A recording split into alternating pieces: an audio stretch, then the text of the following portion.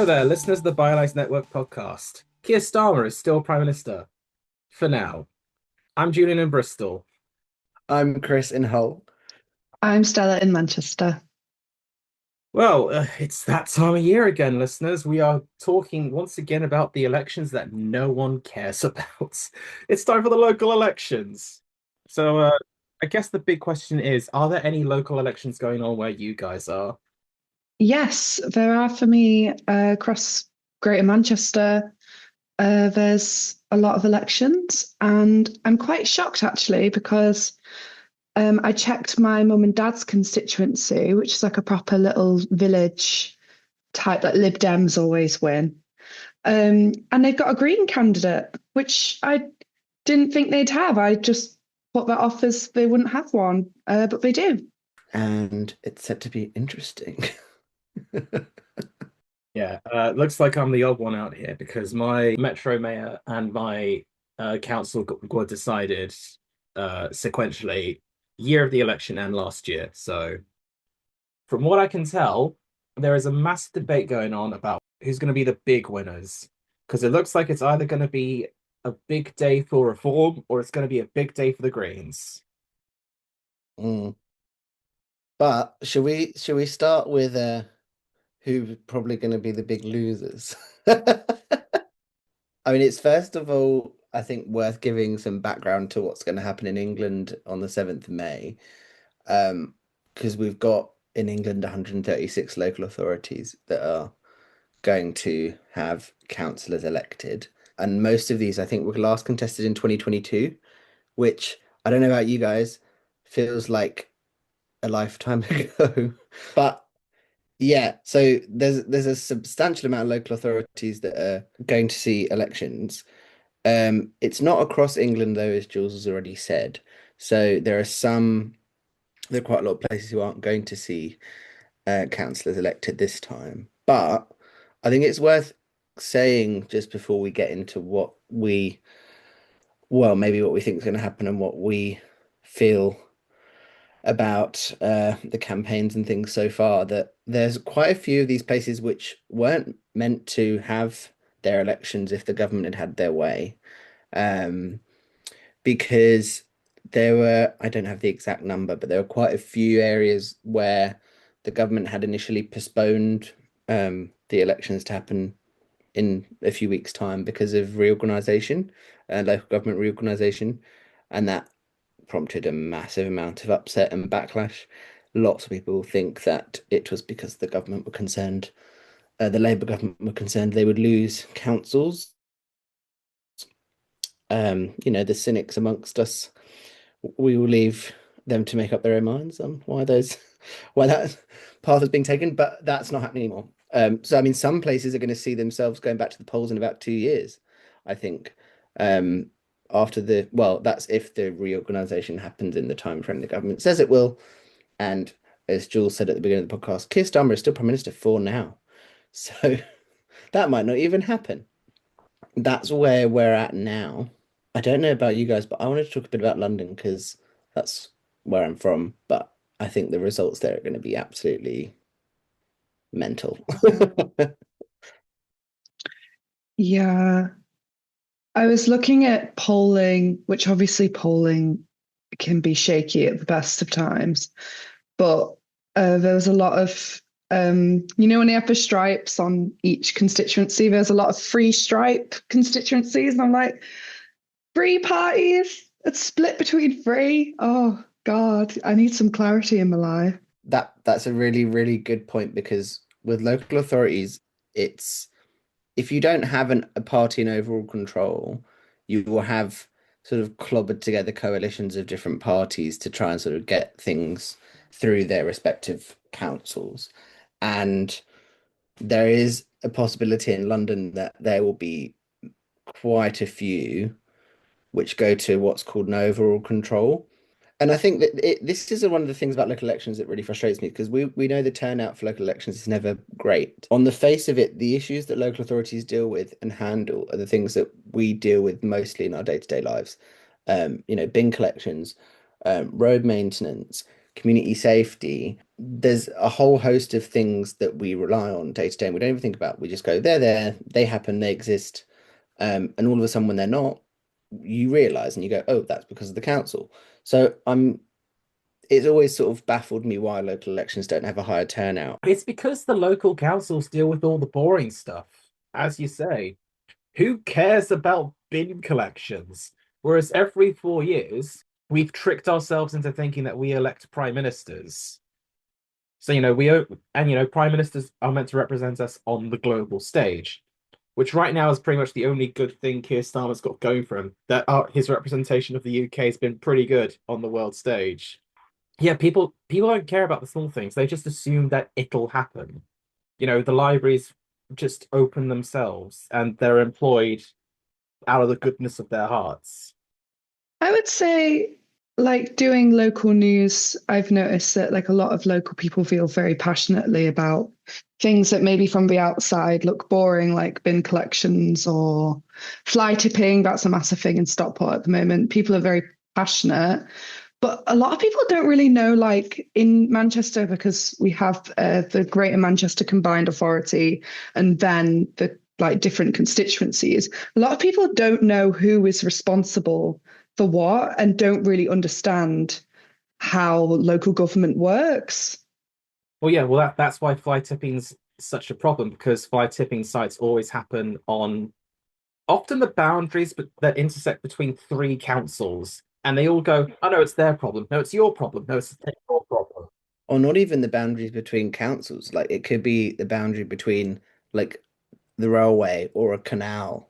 And then you have like the Environment Agency going, no, no, it's not for us, it's for the local authority. And the local authority going, no, no, it's the Environment Agency or Network Rail, whoever it is. The main thing is local authorities are very important. And I mean, actually, like adult social care, like send provision, like these are huge, huge things which affect everybody. Well, everyone will need social care eventually at some point in their lives, providing that we live long enough, and that we have a social care system to rely on. Bold of you to assume the world's going to be in such a good place that those things will still exist. I think in some areas there's a really pervasive feeling of like no matter what happens, the council will never listen to you. Especially right now in Salford, they're renovating this very important retail park, which is an eyesore, but the people of Odsal, they need the retail park to shop. And it's, a very congested area. And they're renovating it into all these flats. And everyone's like, we don't, build flats, but not here. We need the shops. And also, there is no space here.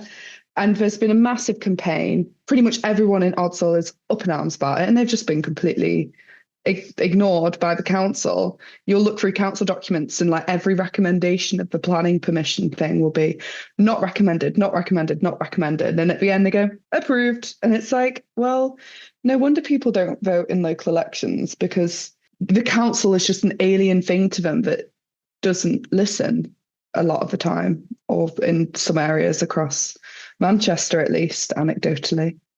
Oh no, that's happening in Bristol as well. Literally down the road from where I live, they've approved a plan for the tallest buildings, the tallest block of flats in South Bristol.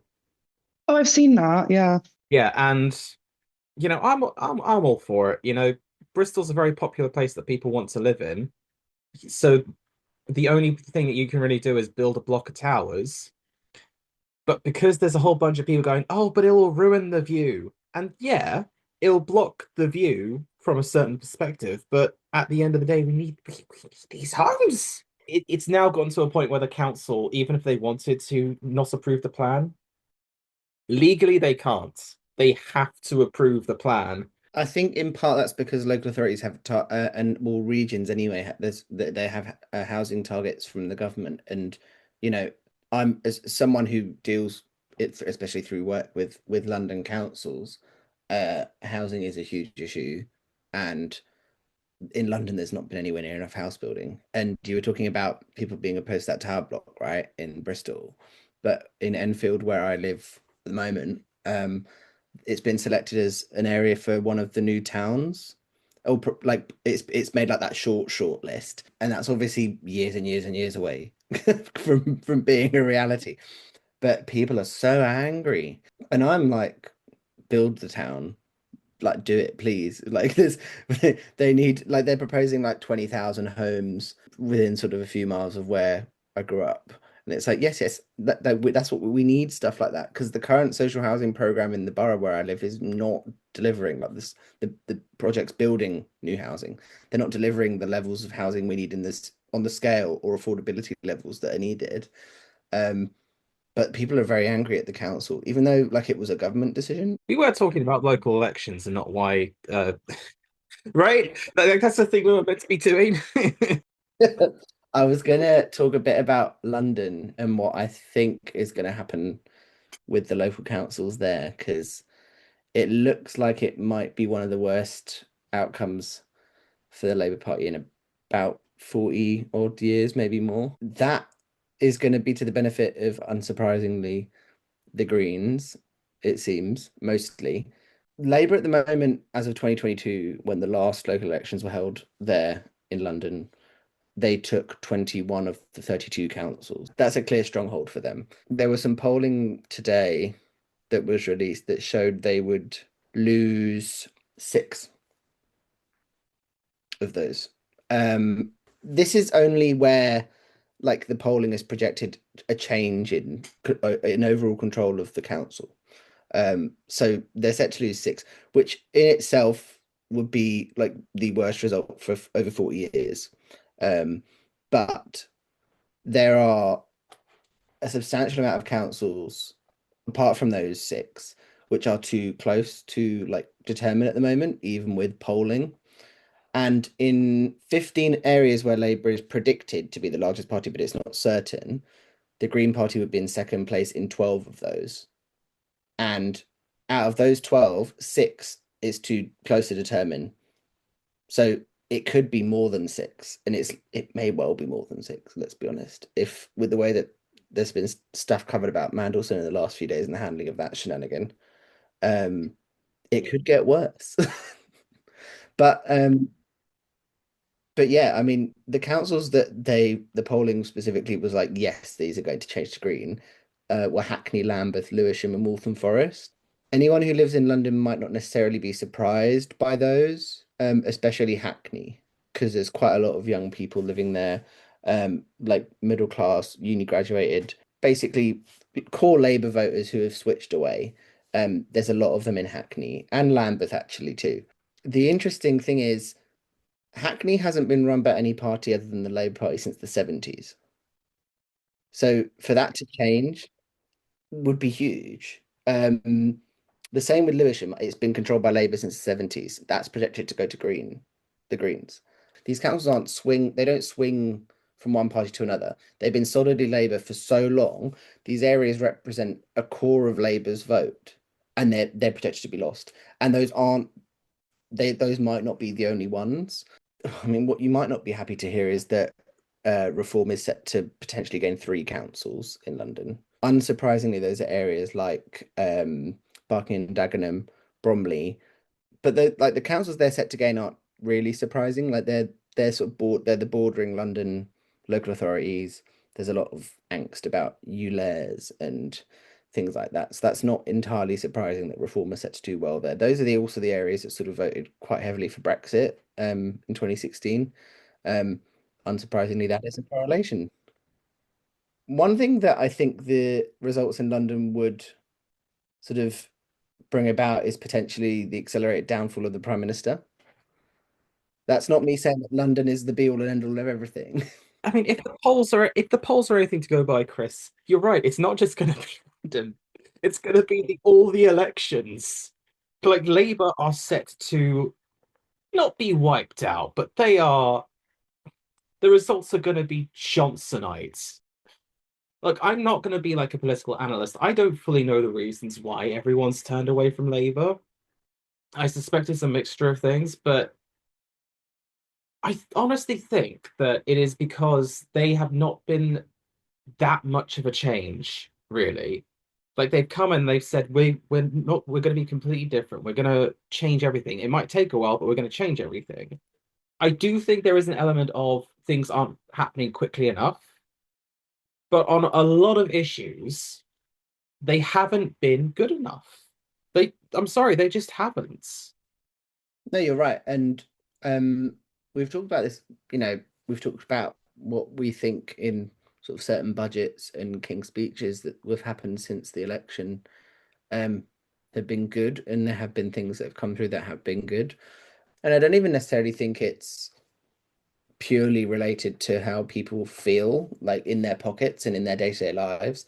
I think it is also just like, and we haven't really talked about it much on the podcast sort of over the last couple of months, but all of what's happened with Peter Mandelson and the stuff with Epstein, and even the last week with the vetting saga that's come out, like people are reading that and going, this is the kind of stuff we saw under the Tories. And Starmer was the one literally at the dispatch book being like, this is not good enough. We're going to do better. We're not going to tolerate stuff like this. And you literally have just gone and done it nearly, not this, it's not the same situation, but to Joe Public, who isn't an avid Westminster watcher or politics follower, this is exactly the same. You put your friend into a top job, you basically pressured the Foreign Office into skipping security vetting, or if not him, his staff did. We'll know more next week. And that smacks of hypocrisy, and the public don't like that.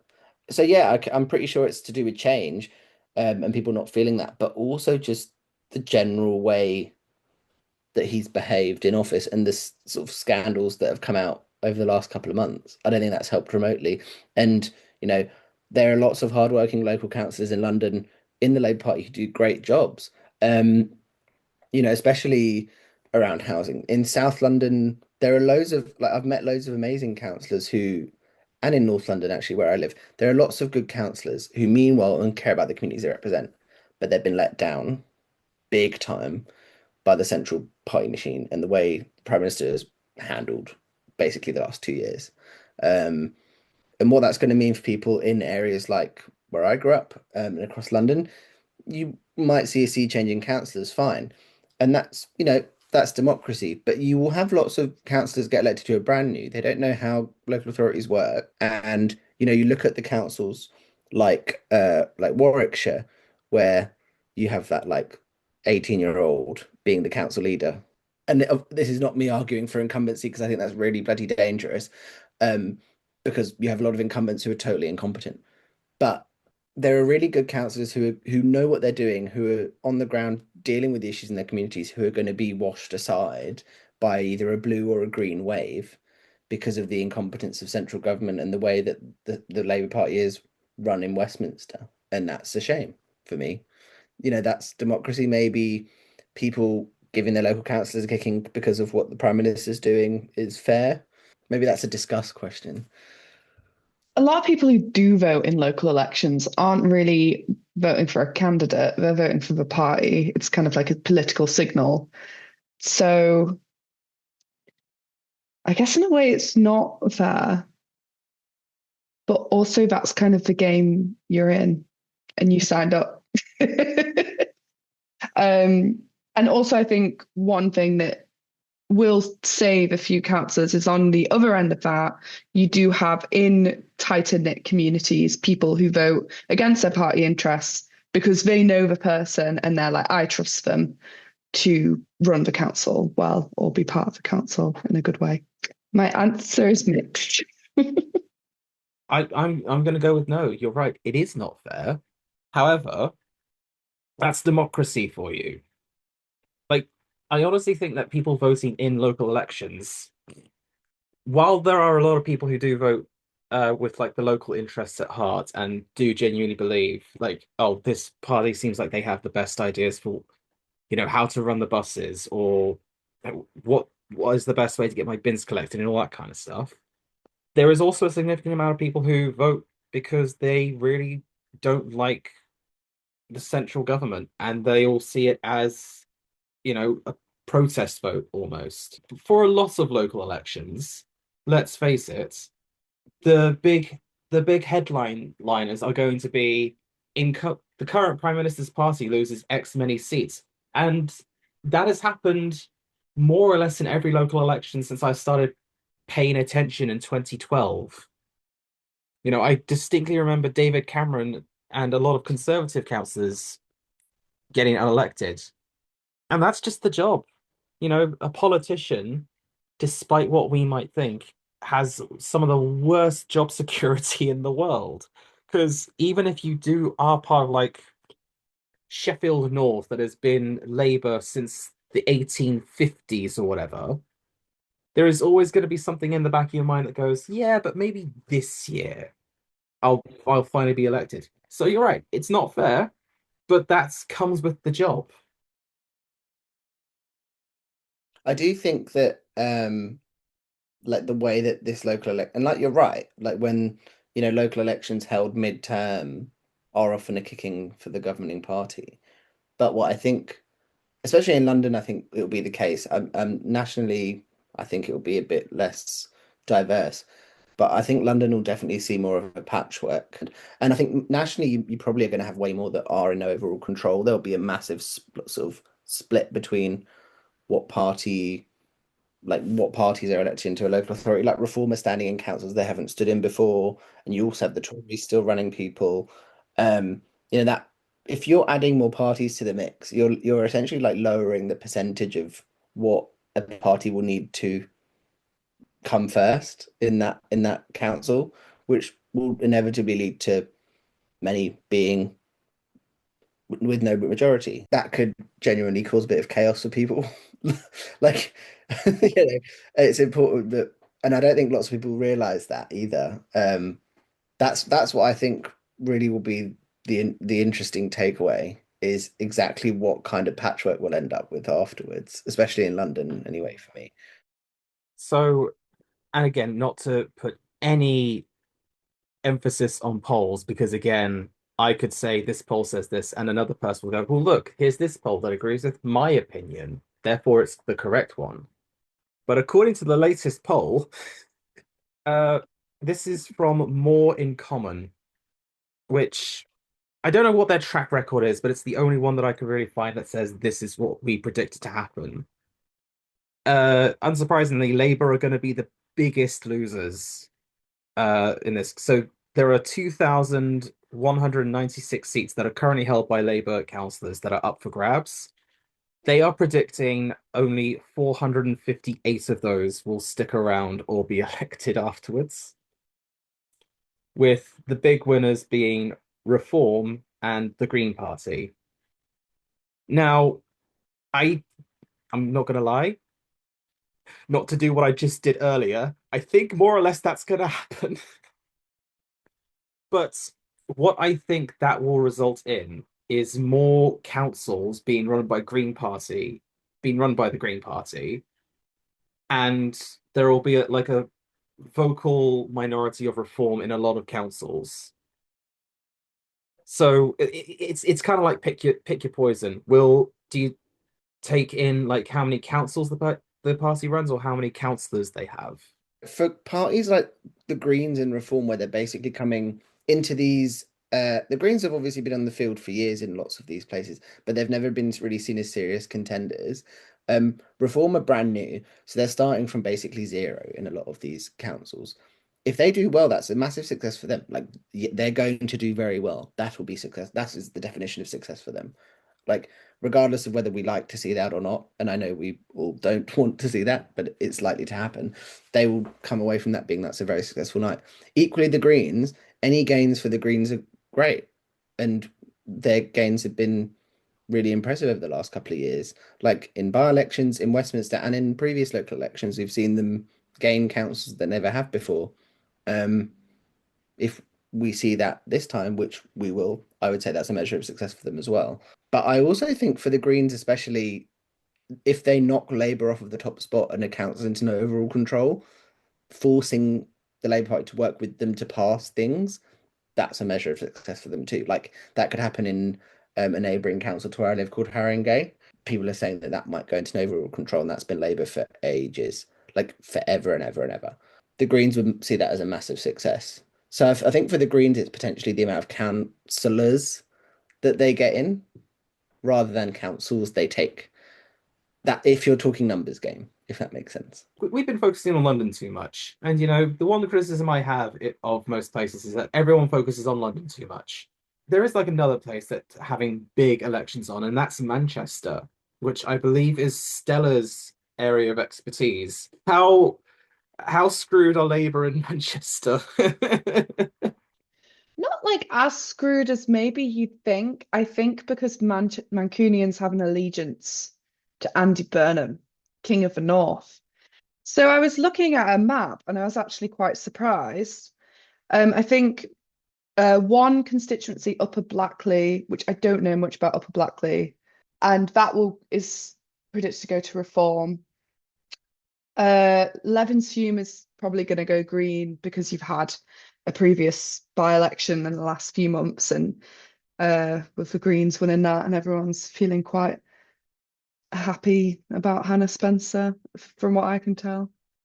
Yeah, like I don't think it's going to be as bad as you'd expect because there is more of a Labour Party allegiance, like an old Labour Party allegiance in Manchester. Most people who are aged 40 and above and are like a little bit socialist will kind of be like, oh, well, I don't really like Keir Starmer, but at the end of the day, I'm going to vote Labour because I always vote Labour. Do you think there is an attitude in Manchester of, oh, well, if Labour do well here, that means we're going to be able to crown the King of the North, the Prime Minister? Yeah, I think there's an element of that, but then also a lot of Mancunians don't want Andy Burnham to become a MP and then Prime Minister because they like him as mayor and he kind of has a bit of like a stronghold of in this area really, which is maybe cracking away a little bit, but yeah, because his whole thing has been this whole time about like we need to break out of this Westminster bubble. Westminster is out of touch. So then if he joins Westminster, it's not really going to work out for him because that's been his whole argument this whole time. But yeah, there is more of a Labour allegiance here, but some constituencies are projected to go to Green and one to Reform, which I think Reform would take. Only one. That is surprising. Yeah, but I guess that's like the lead. So like I think in Stockport, in the general election, Reform didn't win anything, but they came second, like closely second in a lot of areas. So I imagine you'd have a lot of Reforms taking second place.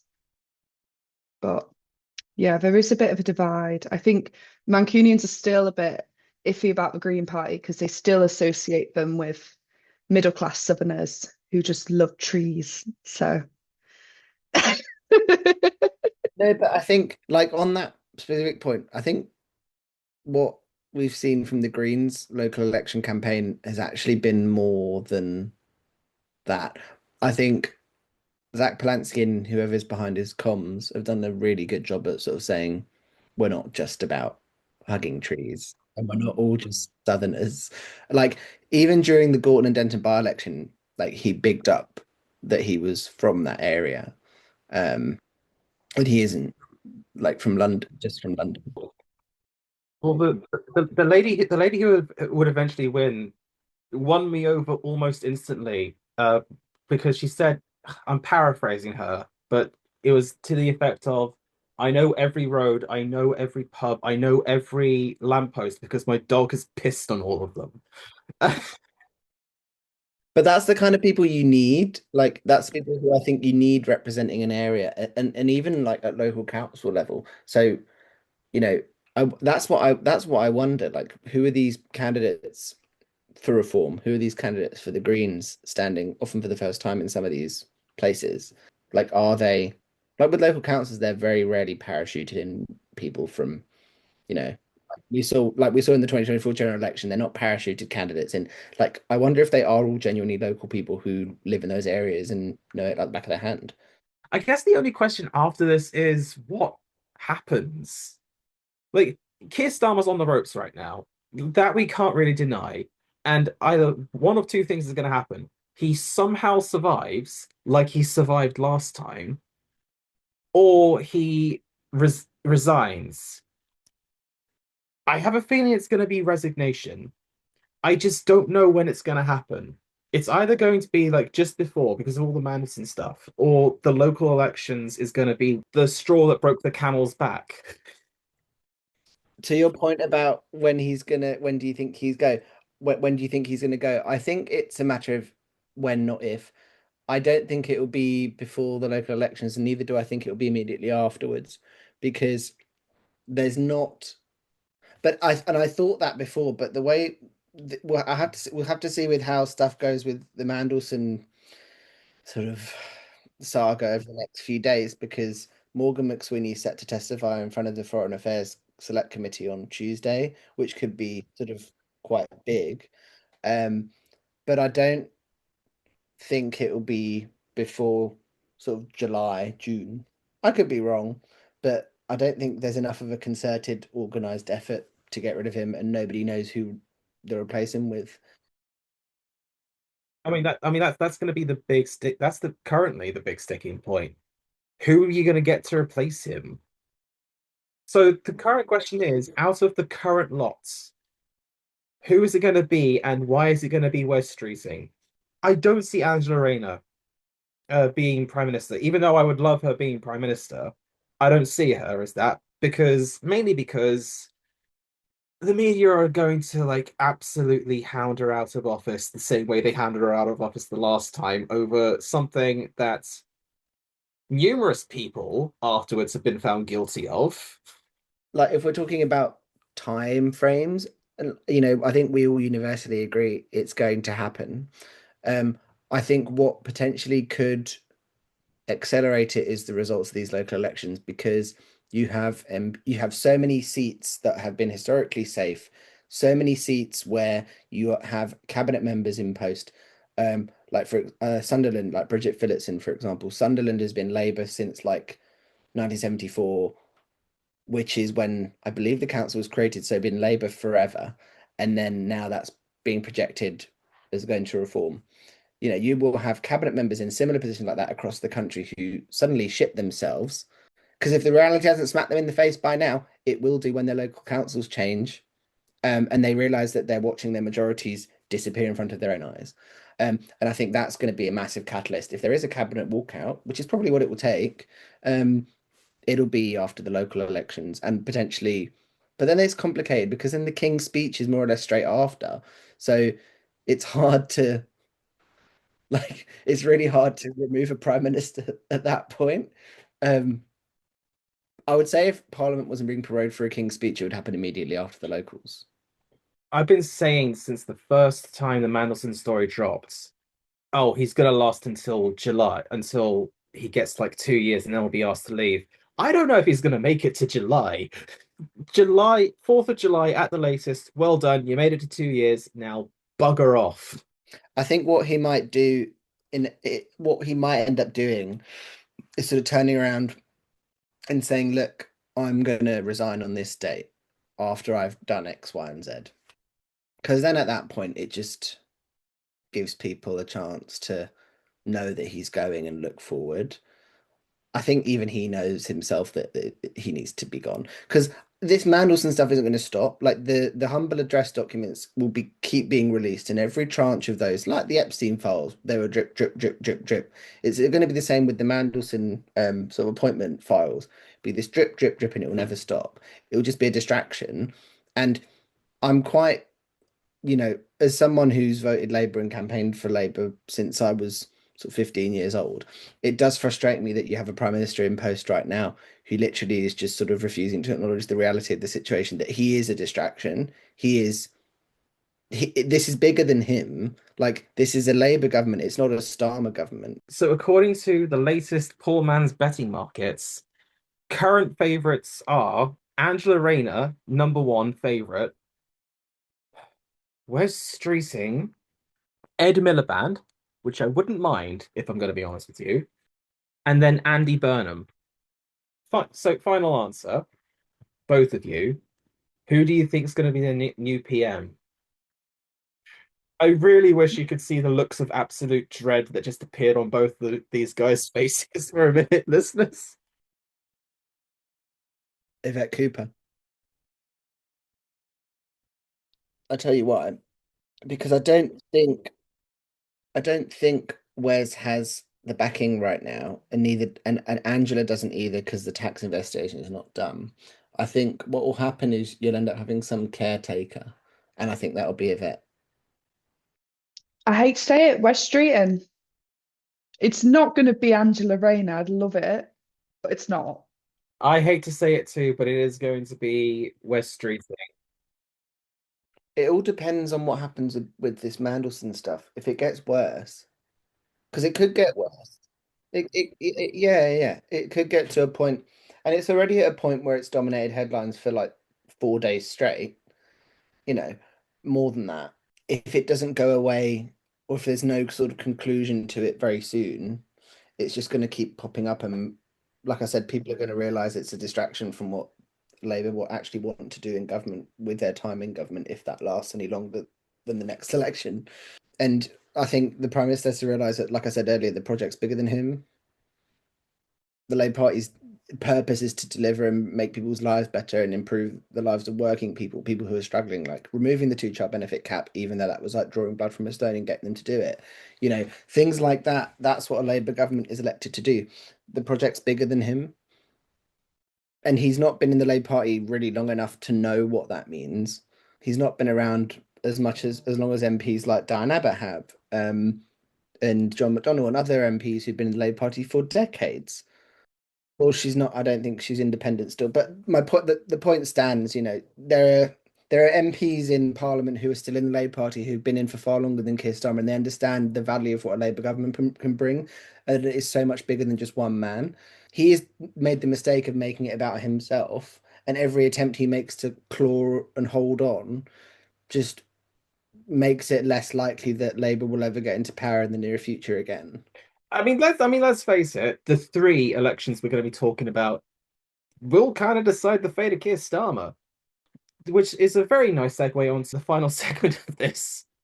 Yeah, this is the first part in a four-part series, listeners, where we will be looking at the local elections and the national elections with some very special guests from our friends across both the borders, or in my case, one of them across the river. We are going to be talking to Martin Roach of Bylines Scotland, and we're going to be talking to the co-editor-in-chief of Bylines Cymru about the national elections going on in Scotland and Wales. And then after the catastrophe that is the local elections, we'll be doing a review with hopefully all of them. I do very much hope you'll join us, not just for this episode, but for those episodes as well. One thing I did also want to highlight, we have the Bylines Network has started doing monthly webinars where we speak about very specific topics. Our first one was about democracy and the current state of America. Spoiler alert, it's not going well. The most recent one that we filmed was talking to survivors of Epstein and El Fayed. You'll find highlights of both of those all over our socials in a couple of days, I'm sure. Do keep an eye out for that, and do keep an eye out for our next webinars.